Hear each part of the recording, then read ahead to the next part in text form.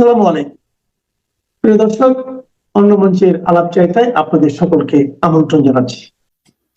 ধন্যবাদ মাসুদ ভাই, ধন্যবাদ সুপ্রিয় দর্শক শ্রোতা মন্ডলী যারা আমাদেরকে দেখছেন এই মুহূর্তে। মাসুদ ভাই, পাকিস্তান বাংলাদেশের রাজনীতিতে অলরেডি আপনার 5ই আগস্ট আগেই ঢুকে পড়ছে। 2018 সাল থেকে পাকিস্তানের এই আইএসআই এর লোকজন এবং পাকিস্তান ইন্টেলিজেন্স ব্রাঞ্চ এটা বাংলাদেশে ঢুকেই ছিল। এদের চেষ্টার ফসল হচ্ছে যে 5ই আগস্ট, জুলাই আগস্ট আন্দোলন, এটা পুরোটা পাকিস্তানের চেষ্টার ফসল। এখন ডিপ স্টেটের টাকা বলেন আর যাই বলেন, সরাসরি টাকা তো কোথাও আসে, এগুলো করছে সবগুলোই পাকিস্তানি এই বেসটা দিয়ে করানো হয়েছে। এবং এই মুহূর্তে আপনারা যা দেখছেন সবকিছু পেছনেই কিন্তু পাকিস্তানের গোয়েন্দা সংস্থার কাজ আছে। তা না হলে আপনি দেখেন এই 5ই আগস্টের পর থেকে এখন পর্যন্ত কেন পাকিস্তান এম্বাসিতে কন্টিনিউ মিটিং গুলো হয়, কেন এখনো এই যে প্রতিদিন 2টা মিটিং, আপনার গত আরেকটা প্রোগ্রাম আমি বলছিলাম যে 2টা মিটিং হয়। একটা হয় সকাল 11টা থেকে 1টার ভেতরে, এটা হচ্ছে যে গোলাম আজমের ছেলের বাড়িতে, ওই যে আজমি ওর বাড়িতে। আরেকটা রাতের 8টা থেকে 10টার ভিতরে, সেটা আজমি সহ সব যায় আপনার ইমরান হায়দার, পাকিস্তানের যে অ্যাম্বাসেডর আছে, ওর বাড়িতে। তো ওখানে কেন হয়? এবং আপনারা দেখতেছেন যে এই মুহূর্তে আবার আরেকটা খেলা চলতেছে, জানেন কিনা জানি না। তালেবানদের এক শীর্ষ লিডার বর্তমানে বাংলাদেশে ঘুরতেছে গত 4 তারিখ থেকে, ডিসেম্বরের 4 তারিখ থেকে। সরকার বলতেছে তারা জানেই না। ভাই, আফগানিস্তানের সরকারের এত বড় একজন লোক সে বাংলাদেশে আসছে, আমার দেশের সরকার জানে না তো হইতে পারে না। এখানে ঈশা কোথায় কোথায় ঘুরতেছে, কোন কোন মাদ্রাসাগুলোতে ঘুরতেছে। এই ভদ্রলোককে ঢাকা এয়ারপোর্টে রিসিভ করতে গেছেন তিনি হচ্ছে যে জেএমবির শীর্ষ নেতা। আফগানিস্তান কি করতে চাইতেছে, আফগানিস্তানের নেতারা এখানে কেন? আপনার এই যে আমাদের মামুনুল হক সাহেব যায় একসময় দেখা করে আসছেন, জামাতের অনেক লোক দেখা করে আসছে। এরা করে কি, সব সৌদি যায়, উমরা করে, দুবাই হইয়া আফগানিস্তান থেকে ঘুরে ওনারা পাকিস্তান হইয়া কেউ এদিকে আসে, কেউ আবার দুবাই হয়ে আবার চলে আসে।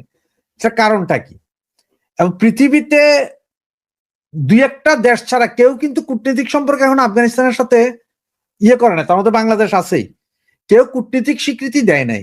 এরপরে এই ভদ্রলোক আসতেছে যাইতেছে, পাকিস্তানের লোকজন তো আসতেছে যাইতেছে, ওরা তো ভিসা লেস হয়ে গেছে অলরেডি।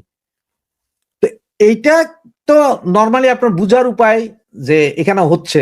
এবং আপনি দেখেন এই যে গত কয়েকদিন আগে যে মাদ্রাসায় যে বোমা বিস্ফোরণ, ওই লোক এখন বলতেছে সরকার, এখন টিভি নিউজ করতেছে সে জেএমবির লিডার ছিল, তারা এর আগে ধরা হয়েছে, আবার জামিনও পাইছে। আপনার দেখেন ওই জায়গায় 5 জন নিহত হয়েছে, টোটাল 5 জন, কিন্তু কোনো পত্র পত্রিকায় দেয় নাই। এবং আমাদেরকে যে রুমটা দেখানো হয় এখনো টিভিতে, সেটা হচ্ছে বাইরের রুমটা। অরিজিনাল যেই জায়গায় এই বিস্ফোরণ হয়েছে সেটা যে কি অবস্থা হয়েছে সেটা কেউ জানে না। আশপাশের বাড়ির দেওয়াল পর্যন্ত ফাটল ধরে গেছে। এখন এগুলো সব নীরবে হচ্ছে। তো এই অস্ত্র, এই কেমিক্যাল কোত্থেকে আসছে, কিভাবে আসছে এত অস্ত্র, এত কেমিক্যাল?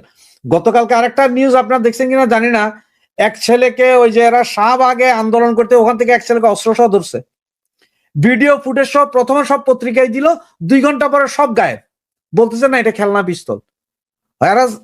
বাংলাদেশের পোলাপাইন তখন সব শেয়ানার বাবা, পত্রিকায় কিছু একটা দেওয়ার সাথে সাথে স্ক্রিনশটটাকে সাথে সাথে আপনার ডাউনলোড করে ফেলায়। এখন 6 লাভ যে অরিজিনাল পিস্তল ভাই দেখা যাচ্ছে। আর একটা দেখেন আর্মি এক পিস্তল উদ্ধার করছে, আর্মি বলতেছে যে পুলিশে যে এই পিস্তল আসলো কই থেকে, এটা তো 7.62 বুলেট চলে এটা দিয়া। এই পিস্তল তো জার্মানির তৈরি, এই পিস্তল তো বাংলাদেশের কোনো প্রশাসনের কোনো লোক করে না। সেটাও উদ্ধার হয়েছে কার থেকে? বৈষম্য ছাত্র আন্দোলনের এক নেতার বাড়ির থেকে। তো এই যখন অবস্থা, এখন আপনি বুঝতে হবে যে পাকিস্তান যেটা চাইতেছে, পাকিস্তানের মতো একটা জঙ্গি রাষ্ট্র এখানে চাইতেছে, জঙ্গি সরকার চাইতেছে এখানে, যেটা হইলে তারা ইন্ডিয়ারে ব্যতিব্যস্ত রাখতে পারবে, ইন্ডিয়ারে পাগল বানায় রাখতে পারবে। এটা হচ্ছে পাকিস্তানের মূল, যে ইন্ডিয়াকে ব্যস্ত রাখে। তো এটা খালি পাকিস্তান না, এনে আমেরিকার হাত আছে। কারণ আমেরিকাও চায় যে তোমরা পাকিস্তান বাংলাদেশ দিয়ে ইন্ডিয়ারে ব্যস্ত রাখো, আর আমেরিকা সোজা চায়নার উপরে চোখ রেখে দিছে। কারণ হচ্ছে যে এই আমেরিকাও জানে যে আগামী 10 থেকে 15 বছরের ভিতরে চায়না প্রথম ইকোনমি হবে। প্রথম ইকোনমি যদি চায়না হয় তাহলে চায়না মোরল হয়ে যাবে। এখন আপনারা বলতে পারেন ভাই এটা কেমনে, কি মোরল বলেন? দেখেন, এক সময় বলা হয়েছে যে ব্রিটেনের সূর্য নাকি ডুবে না। ইস্ট ইন্ডিয়া কোম্পানি, ওরা 200 বছর শুধু আমাদের না, পৃথিবীর সারা পৃথিবী শাসন করছে ইস্ট ইন্ডিয়া কোম্পানি, এই ব্রিটিশ। আমেরিকা স্বাধীনতা লাভ করছে ব্রিটিশদের থেকে, পুরো আমেরিকায় স্বাধীনতা লাভ করছে ব্রিটিশদের থেকে। তো সেই ব্রিটিশ যখন অর্থনীতি দমে গেছে আস্তে আস্তে, এই সময় ডলার উঠছে, কারণ ব্রিটেনের কাছে first world war, second world ওয়ারের পরে আর স্বর্ণ ছিল না, তখন ডলার আপ। সুতরাং পৃথিবীর মোড়ল হয়ে গেল কে? আপনার আমেরিকা। এখন ঠিক সেম আবার আসছে, প্রতি 100 বছরে একজন হয়। ঠিক চায়না উঠে আসতেছে আগামী 10 থেকে 15 বছরের ভিতরে, এবং চায়নার পরপরে উঠে আসবে কিন্তু ইন্ডিয়া। ইন্ডিয়া 25 থেকে 30 বছরের ভিতরে 1 নম্বর অর্থনীতিতে যাবে। সুতরাং এইটা তো আমেরিকারও মাথা পাগলের দশা না, মোরলগিরি চলে যাবে সব জায়গায়, আমেরিকা, পাকিস্তান, এগুলা। আজকে দেখেন নাইজেরিয়াতে বোম্বিং হচ্ছে, আমেরিকা আজকে অনবরত বোম্বিং করতেছে নাইজেরিয়াতে। কেন? কইতে আইএস ওখানে আছে, এখন নাইজেরিয়াতে আছে, এই জন্য নাইজেরিয়াতে বোম্বিং চলছে, ব্যাপক বোম্বিং। তো এই হচ্ছে যে যখন অবস্থা, তখন এখন আপনারা মিলাইয়া দেখেন যে কি হবে আসলে। যে পাকিস্তান কেন, পাকিস্তান এই মুহূর্তে যেটা আছে, যে মৌলবাদী সরকার আছে, যা মৌলবাদীরা আছে, এদেরও তো পাকিস্তান খাইতে পারবে না। ঠিক আছে, ও ভিক্ষার টাকা আইনা হইলো এইখানে, এইটা চাইবে যাতে একটা অস্থিতিশীল পরিস্থিতি বাংলাদেশে থাকে, ইন্ডিয়া এটা নিয়ে পাগল হয়ে যায়। এটা হচ্ছে যে মানে ওই যে নিজের নাক কাইটা অপরের যাত্রাভঙ্গ, এই হচ্ছে যে পাকিস্তানের এখন। মাসুদ ভাই, আসলে বাংলাদেশ স্বাধীন হয়েছে 2.0। কার সাথে স্বাধীন হইল? নতুন ভূখণ্ড যোগ হয়েছে? কয়েক হাজার কিলোমিটার কি আমরা ভূখণ্ড পাইছি, নাকি আমাদের আরো ভূখণ্ড চলে গেছে? কোনটা হয়েছে? স্বাধীনটা কিভাবে হয়েছে? কার সাথে যুদ্ধ করে স্বাধীন হইলো? বা আপনার ওই যে বলে যে চাপের রাজনীতি, আসলে চাপের রাজনীতি বলতে কি বুঝাইতে চাইতেছে পোলাপাইন? বা যেসব বুদ্ধিজীবীরা বলতেছে চাপের রাজনীতি, তাদেরই জিজ্ঞাসা করেন না কি চাপের রাজনীতি ছিল। চাপের রাজনীতি কোনটা ছিল? ইন্ডিয়ার সাথে ওই যে আপনার ইয়ের চুক্তিটা, এই আদানির বিদ্যুৎ, সেটা চাপের রাজনীতি ছিল, সেটা তো এখনো বহাল।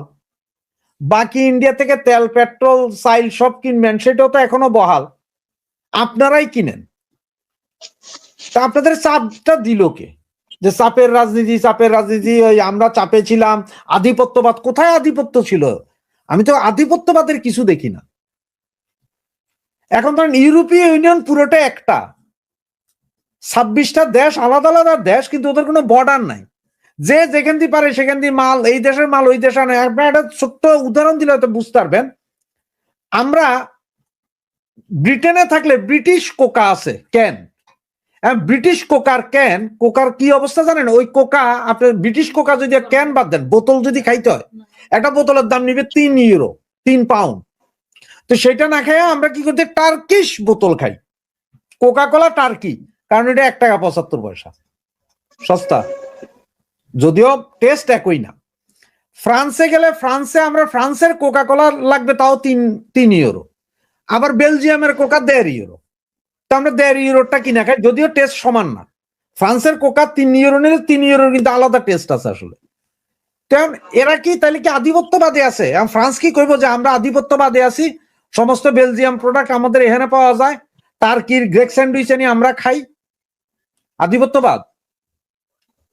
আমরা একটা ফরাসি রেস্টুরেন্টে খাইতে গেলে, একজন খাইতে গেলে 20 ইউরো লাগবে, আর সেই জায়গায় আমরা এখানে ডোনার কাবাব, মানে আপনারা বাংলাদেশে যেটা শোয়ারমা বলেন, এরকম শোয়ারমার মতো কিন্তু স্যান্ডউইচ আছে, 5 টাকায় খাওয়া হয়। ফ্রিজ দিবে, একটা শোয়ারমা দিবে, একটা কোক দিবে, 5 টাকা, একদম পেট ভর্তি জাম। পাকিস্তানি রেস্টুরেন্টে যাইলে ওই 5 টাকা দিয়া 3টা নান রুটি আর গরুর নলা পাওয়া যায়। তাহলে কি এটা আধিপত্যবাদ? কোনটারে এরা আধিপত্যবাদ বলে? মূলত আধিপত্যবাদ বলে এগুলো হচ্ছে যে আধিপত্যবাদ আছে, ইন্ডিয়া চাপ, এগুলো হচ্ছে ভুয়া কথা ভাই। আপনার পাশে যখন একটা বৃহৎ রাষ্ট্র থাকবে, তার সাথে আপনাকে সুসম্পর্ক রাখতে হবে, এছাড়া কোনো উপায় নেই, কোনো উপায় নেই। আমি 7 সমুদ্র 13 নদীর পারের একটা ইয়ের লগে তো আর কাম করে সুসম্পর্ক, খুব বেশি সম্পর্ক রেখে লাভ নাই তো। কারণ আমার আটা লাগুক, চাইল লাগুক, পেঁয়াজ লাগুক, আন্ডার প্যান্ট লাগুক, সব আনতে হবে ইন্ডিয়া থেকে। আর আমরা কোনো যে ইন্ডিয়ান আধিপত্যবাদ। তো আধিপত্যবাদ কি এতদিন তো আমরা শুনতাম কি জানেন, আমি ওই দিন গত কয়েকদিন একটা তর্ক করছিলাম, তখন দেখতাম যে মানে এই সচিবালয়ে 300 সচিবের মধ্যে 290 জনই হিন্দু সচিব, সব হিন্দু, সব এরা ইন্ডিয়ান। কোথায় এখন এরা 26 লাখ ইন্ডিয়ান কই? আর এই যে ধরেন বড় বড় এরা বলে যে হিন্দুরা অনেক এই ভালো ভালো জায়গায় কাজ পায় ভাই আপনি যে কোনো স্কুলে আপনি নিজেও পড়ালেখা করছেন, নইবে পড়ালেখা করছেন, দেখেন তো আমাদের অঙ্কের শিক্ষক হিন্দু, আমাদের বিজ্ঞানের শিক্ষক দেখেন হিন্দু, ইংরেজির শিক্ষক হিন্দু, কারণ ওরা পড়ালেখাটা পড়ালেখার মতন করে। আমরা তো পড়ালেখা করতে গেলে পড়ালেখার মধ্যে ওয়াজ করি 4.5 ঘন্টা, আমরা তো পড়ালেখা করি না। তো হিন্দুরা পড়ালেখাটাই করে, সুতরাং ভালো ভালো জায়গায় যায়, ভালো ভালো পড়তারে। আমাদের স্কুলের ফার্স্ট বয় সবসময় দেখতাম যে হিন্দু, মেয়েদের মধ্যে Hindu, first girl first boy. কি রে বাবা, আমরা কেউ কম্পিট করে পারা যাইতো না, সেগুলো তো আলাদা নাম্বার আইনা কেউ দিত না। এখন এই হিন্দু সব মানে ইন্ডিয়ান। তো ভাই তোমরা এখন কাহিনীটা হচ্ছে কি জানেন, এই যে আমাদের দেশটা হচ্ছে গোরা, পুরোটাই গোরা মুসলমান বলতারেন। এটা মুসলমান বলবো না, আসলে মুসলমান বলাটা খারাপ, এটা ওই গন্ডমূর্খ জাতি। এরা এরা সবকিছুতে দেখে যে ইন্ডিয়ার আধিপত্যবাদ, অমুকের বাদ তমুকের বাদ, ওনারা বহু কিছু করতে পারে, ওনারা স্বাধীন করছে তো স্বাধীন করছে, 2টা পারমাণবিক বোমা বানায় ফেলো এবার। ওই যে কালকে না পরশু রাজশাহী বিশ্ববিদ্যালয়ের পোলা একটা আছে না, দাতুচা, উমামা ফাতেমার ভাই মনে হয় একই, হে কইল সিলেটের পাহাড়ের নিচে ইউরেনিয়াম আছে, ওই ইউরেনিয়াম নিয়ে আমরা বোমা বানাইয়া ইন্ডিয়ারে মাইরা দেবো, এই ভয়ে নাকি ইন্ডিয়া তটস্থ। চিন্তা করেন ভাই, ইরান আজকে 50 বছর ধরে চেষ্টা করে এখনো একটা বোম বানাইতে পারলো না, ইরানের মতন দেশ। আর এনারা এসে এখানে ওই কি কয় সিলেটের পাহাড়ের তলায় বলে ইয়ে আছে, ইউরেনিয়াম আছে। ও তো জামাতে ইসলামের পোলা, শিবিরের পোলা, হে হয়তো বোমা বানানোর টেকনিক জানে, কারণ তারা তো বিভিন্ন জায়গায় ইয়ে করতেছে। আপনার আমি একটা ভয়েস শুনাইতে পারি, জাস্ট আমার কাছে 1 ঘন্টা একটা ভয়েস আসছে, আমি আপনাকে জাস্ট শুনাই একটু, একটা মজার বিষয় দেখেন। এখানে আমাকে 2টা ভয়েস পাঠানো হয়েছে, আপনারা ভয়েস গুলো একটু শুনেন, শুনলে বুঝবেন। নির্বাচনের জন্য তারা নির্বাচনের জাতীয় ইলেকশনের 10-15 দিন আগে তারা এই মিশন গুলো করাবে, নির্বাচনকে বানচাল করার জন্য পরিকল্পনা নিয়ে তারা অস্ত্রগুলো নিচ্ছে আমাদের এখান থেকে। ধন্যবাদ ভাই, আসসালামু আলাইকুম। নির্বাচনের জন্য তারা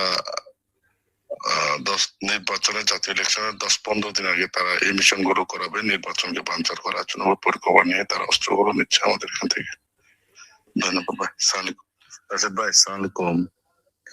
আমাদের এই খাগড়াছড়ি জেলা থেকে অনেকগুলো অস্ত্র জামাত শিবিরের চট্টগ্রামে নিয়ে গেছে বা নিচ্ছে তারা, সামনে কিলি মিশনকে সফল করার জন্য।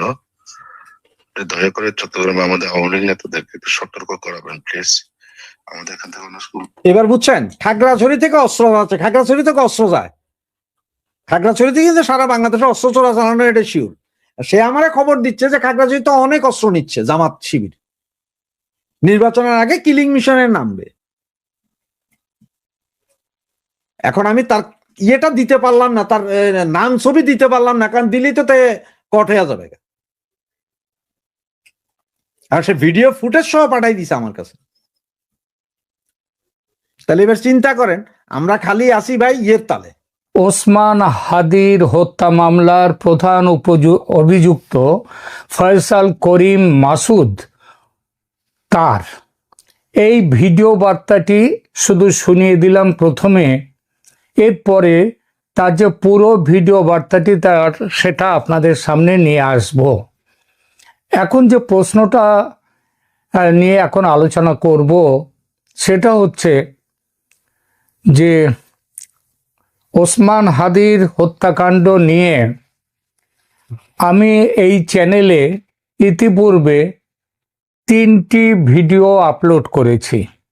তার প্রথমটি ছিল 16ই ডিসেম্বর, তার শিরোনাম ছিল, সেই প্রতিবেদনের শিরোনাম ছিল ওসমান হাদির খুনিকে খুঁজে দিলেন আগাথা ক্রিস্টি। সেখানে আমি উল্লেখ করেছি যে আগাথা ক্রিস্টির ওপরে এই দায়িত্ব, তার যে ধরন, তার যে গোয়েন্দা অর্কুল পোয়ারো, তার যে ধরন তদন্তের, সেই অনুযায়ী এই খুনটি করেছে ওই ওসমান হাদির কাছের লোক, যাদের এই খুন হওয়ার ফলে যাদের লাভের সম্ভাবনা, তারাই তাকে খুন করেছে। অর্থাৎ মোটিভটা হচ্ছে বড় কথা।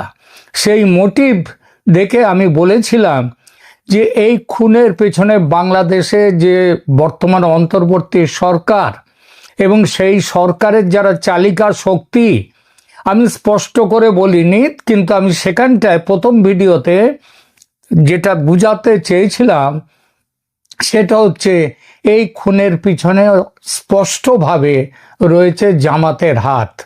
এমনকি জামাতের এই কাজটি সম্পন্ন করার জন্য যে শুটার বা ভাড়াটে খুনিকে নিয়োগ করা হয়েছিল, সেই খুনির নিয়োগের পেছনেও ছিল এই সরকারের সঙ্গে যারা আছে একদম উঁচু মহলে।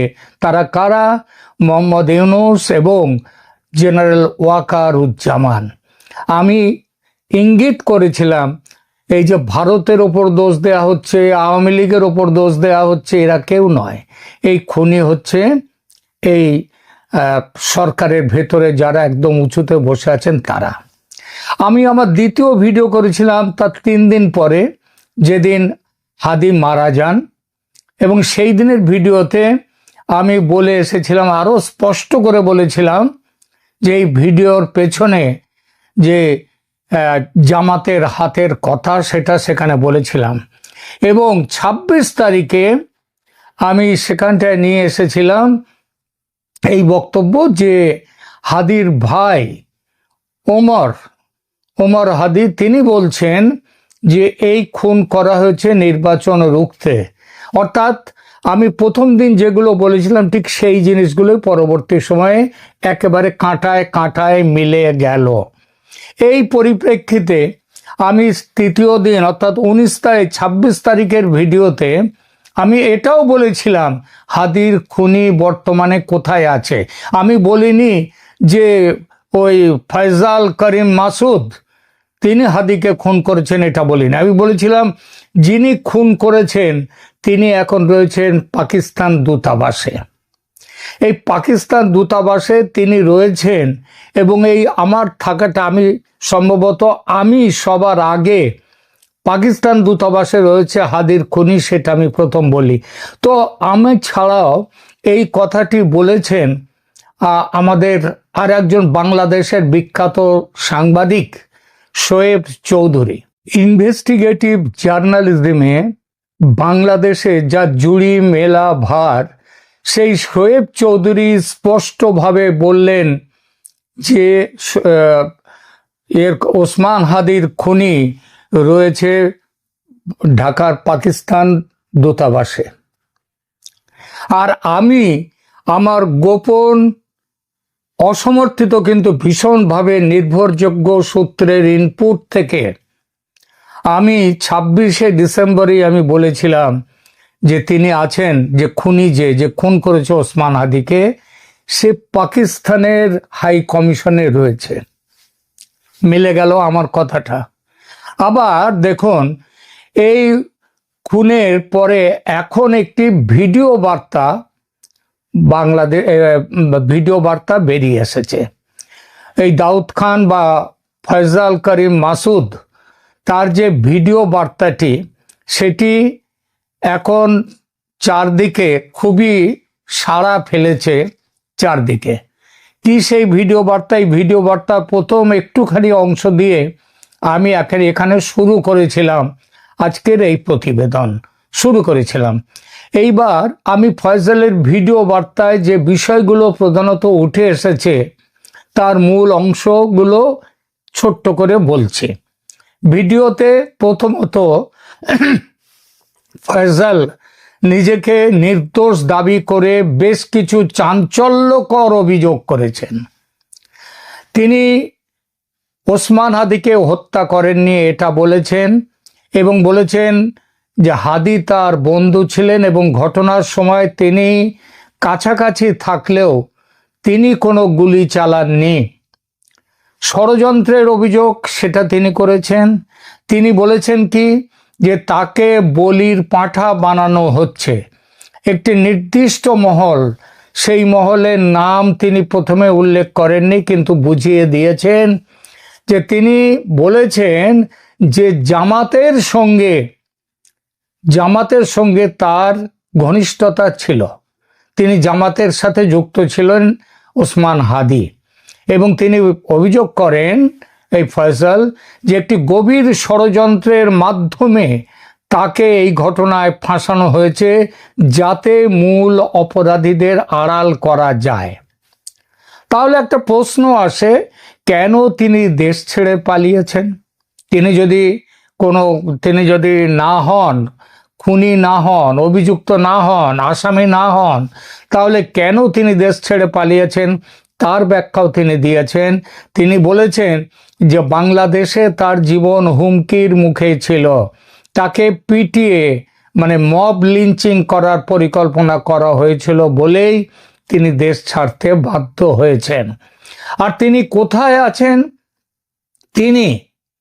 তিনি যেটা স্পষ্ট করে বুঝিয়েছেন যে তিনি দুবাইয়ে আছেন এবং সেখান থেকেই এই বার্তা দিচ্ছেন। দুবাইয়েও একটি গোপন স্থানে তিনি আছেন। এটা তিনি ভিডিওতে আর কি বলেছেন? তিনি বলেছেন যে একটি সুষ্ঠু ও নিরপেক্ষ আন্তর্জাতিক তদন্তের দাবি তিনি জানিয়েছেন। এইখানে একটা কথা বলা যায় যে আজকে তো 18ই ডিসেম্বর, 18-19-এর মধ্যবর্তী রাত্রে, 18-19 ডিসেম্বরের মধ্যবর্তী রাত্রে হাদির মৃত্যু হয়। তারপরে 12-13 দিন হয়ে গেল, এবং তাকে যেদিন আক্রমণ করা হয় সেই দিনের কথা ধরলে 20 দিন হয়ে গেল প্রায়। তাহলে আজ অবধি কেন তদন্তের জন্য একটা বিশেষ কমিটি বা স্পেশাল ইনভেস্টিগেশন টিম কেন নিয়ে এলো না অন্তর্বর্তী সরকার? এই প্রশ্ন খুব স্বাভাবিকভাবেই ওঠে। আর পুলিশের ভাষ্য, ডিএমপি ঢাকা মহানগর পুলিশ, তারা তো প্রথমে সরকারের দাবিকেই অস্বীকার করেছিল, বলেছিল যে এ পালিয়ে চলে গেছে ভারতে, এমন কোনো তথ্য তাদের কাছে নেই। এখন তারা আবার ঘুরে গিয়ে বলছে হ্যাঁ, তারা ওই মেঘালয়ের সংলগ্ন বর্ডার দিয়ে তারা মেঘালয়তে তারা চলে গেছে। তাহলে এখন যে প্রশ্ন হচ্ছে যে এই যে জায়গাটা, এই যে একের পর এক পুলিশ তার অবস্থান পাল্টাচ্ছে, অথচ বিশেষ তদন্তের কোনো ব্যবস্থা করছে না। আন্তর্জাতিক তদন্তের ব্যবস্থা করা উচিত ছিল। এর যে ইনকিলাব মঞ্চ, যারা হচ্ছে হাদির যে সংগঠন, সেই সংগঠন শাহবাগে অবস্থান শুরু করে দিয়েছে এর তদন্তের দাবিতে। তারা একটা ডেডলাইন ঠিক করে দিয়েছে। তা সত্ত্বেও কেন সরকার এই ব্যাপারে বিশেষভাবে কোনো উদ্যোগ নেয়নি তদন্তের? কেন কোনো আন্তর্জাতিক তদন্ত করার ব্যবস্থা করা হচ্ছে না? তাহলেই তো দুধ কা দুধ পানি কা পানি হয়ে যেত। সুতরাং এটা এই সরকার করবে না, কারণ খুনের চক্রান্তটা হচ্ছে এই সরকারেরই নিজেদেরই পরিকল্পনার অংশ। সেই পরিকল্পনার মধ্যে দেশকে নির্বাচন বন্ধ করা, এমনকি দেশকে ইসলামী বিপ্লবের পথে নিয়ে যাওয়া অনেক গভীর। আমি সেই বিষয়টাও আমার পূর্ববর্তী বিভিন্ন ভিডিওতে বলেছি। জানাজা হয়ে গেছে, এই জানাজা অনুষ্ঠান বা শেষ বিদায় অনুষ্ঠানকে কেন্দ্র করে অনেক ঘটনার মধ্যে একটি ঘটনা দৃষ্টি আকর্ষিত হয়েছে, যে বিদেশি অতিথিরা এই জানাজাকে কেন্দ্র করে আসছেন বাংলাদেশের এই মুহূর্তের ভ্রাতৃপ্রতিম দেশ, বন্ধুপ্রতিম সাধারণত কূটনীতিতে বলা হয়, কিন্তু পাকিস্তান ইতিমধ্যেই বলেছে যে ভ্রাতৃপ্রতিম বাংলাদেশ, ফ্রাটার্নাল, সেই ভ্রাতৃপ্রতিম দেশের উপপ্রধানমন্ত্রী এবং বিদেশ মন্ত্রী ইসাকদার এই জানাজায় অংশগ্রহণ করেছেন বা করছেন বা আসছেন। এবং ভুটান, শ্রীলঙ্কা বিভিন্ন দেশের বিশেষ করে পররাষ্ট্র মন্ত্রীরা, বিদেশ মন্ত্রীরা আসছেন বা এসেছেন। এর মধ্যে সবচেয়ে আলোচিত খবর হচ্ছে বাংলাদেশের সাবেক প্রধানমন্ত্রী এবং বিএনপি চেয়ারপারসন বেগম খালেদা জিয়ার শেষ বিদায়ে যোগ দিয়েছেন ভারতের বিদেশ মন্ত্রী এস জয়শঙ্কর। মঙ্গলবার ঢাকায় ভারতীয় হাই কমিশনের সংবাদ মাধ্যমে দেওয়া এক বার্তায় এ তথ্য জানানো হয়েছে। এর আগে বেগম খালেদা জিয়ার মৃত্যুতে শোক প্রকাশ করেন প্রধানমন্ত্রী নরেন্দ্র মোদী। আমি শুরুতেই শিরোনামে বললাম যে শেরের উপর সোয়াশের কূটনীতি। এই শের, মন, কেজি, এখন আমরা কেজির যুগে আছি। শের, মন জিনিসটা আমরা দেখেছি, আমাদের প্রজন্ম হয়তো শেষ দেখেছে। আমরা খুব ছোটবেলায় তখন ওজনের একক হিসেবে ছিল শের। তখন আমরা শুনতাম, এবং এখনো মুরব্বীরা বলেন যে কেউ যদি কারো থেকে একটু বড় হয় বলে যে শেরের উপর সোয়াশের। বর্তমান বাংলাদেশে যে অবস্থা দাঁড়িয়েছে, যে বাংলাদেশের ইউনূস সরকার, ইউনূসের প্রধান পৃষ্ঠপোষক জামাত, এনসিপি, তাদের মধ্যে চরম তুমুল ভারত বিরোধিতা বিদ্যমান। আর এই ভারত বিরোধিতাকে ভেঙে চুরমার করে দিয়ে ভারতের বিদেশ মন্ত্রী এস জয়শঙ্কর বাংলাদেশের সাবেক প্রধানমন্ত্রী বেগম খালেদা জিয়ার জানাজায় অংশ নিচ্ছেন। আমি এটিকেই বলছি যে শেরের উপর সোয়াশের কূটনীতি। ইউনূস কি কূটনীতি করবেন? ভারতের বিদেশ মন্ত্রক, ভারত সরকার তার থেকে বড় কূটনীতি করলেন বিশেষ করে খালেদা জিয়ার শেষ বিদায়ে জানাজায় ভারতের একজন উচ্চ পর্যায়ের প্রতিনিধির অংশগ্রহণ, বিদেশ মন্ত্রকের মন্ত্রীর অংশগ্রহণ, ভারতের পঞ্চ পাণ্ডবের একজনের অংশগ্রহণ। এটিকে নিঃসন্দেহে আমি শেরের উপর সোয়াশের কূটনীতি হিসেবেই দেখছি।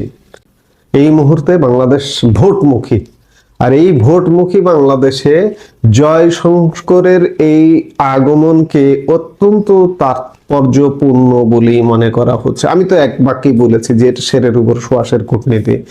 সাম্প্রতিক বাংলাদেশে যেভাবে হিন্দু হত্যা তথা সংখ্যালঘু নির্যাতন চলছে, বিশেষ করে সাম্প্রদায়িক শক্তির নেতৃত্বে, এর পেছনে যে পাকিস্তান এবং চীনের উস্কানি রয়েছে তা বুঝতে খুব বেশি সময় লাগেনি ভারতের সাউথ ব্লকের। এবং এই আবহে তৈরি হয়েছে ইনকিলাব মঞ্চের মতো ভারত বিরোধী সংগঠনও। আর তাই আপাতত সাবধানী হয়েও বিএনপির দিকে সামান্য ঝুঁকে থাকছে নয়াদিল্লি। এই পরিস্থিতিতে জয়শঙ্করের বাংলাদেশ সফরকে গুরুত্বপূর্ণ বলে মনে করা হচ্ছে। আপনারা জানেন যে বিএনপির ভারপ্রাপ্ত চেয়ারম্যান তারেক রহমান ইতিমধ্যে দেশে ফেরা হয়ে গেছে, তার প্রায় এক সপ্তাহ হতে চলল। 25 তারিখ তিনি দেশে ফেরেছেন। ভারতের পররাষ্ট্র মন্ত্রণালয়ের মুখপাত্র রণধীর জয়সওয়ালকে কদিন আগে বলতে শোনা গিয়েছিল যে ভারত বাংলাদেশে অবাধ ও সুষ্ঠু নির্বাচনকে সমর্থন করে, এবং এই নির্বাচনকে সামনে রেখে তারেক রহমানের প্রত্যাবর্তনকে ভারত একটা নয়া ডেভেলপমেন্ট হিসেবে দেখেছে। কদিন আগে রণধীর জয়সওয়াল বলেছেন।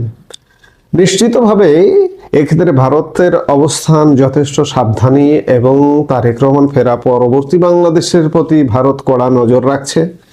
প্রতিবেশী দেশের পরিস্থিতি আপাতত নজরে রেখেই পুরো বিষয়টিকে মাথায় রাখছে ভারত। জয়সওয়ালের মন্তব্য সেটি স্পষ্ট করে দিয়েছিল।